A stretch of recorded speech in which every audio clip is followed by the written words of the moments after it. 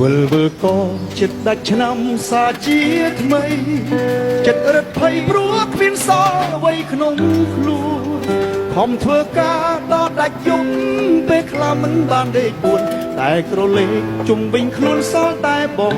ណុលមុខក៏បាំងសាច់ក៏ស្រង់កម្លាំងសល់ខំណាស់ហើយតែនៅមិនទទួលផលមានពេលខ្លាំងខំទាំងឈឺកាត់ភ្លៀងកាត់ចោលអ្វីដែលសល់បានត្រឹមតែមួយក្រពេះថ្ងៃក៏ប្រែខែក៏លឿនជាប្រចាំពីមួយឆ្នាំទៅមួយឆ្នាំនៅតែបែបនេះគេអាយុស្រកក៏គ្នាគេមានឡានមានផ្ទះយើងត្រឹមតែម៉ូតូកញ្ចាំងផ្ទះជួលដូរតែខំប្រឹងហើយខំស៊ូហើយហត់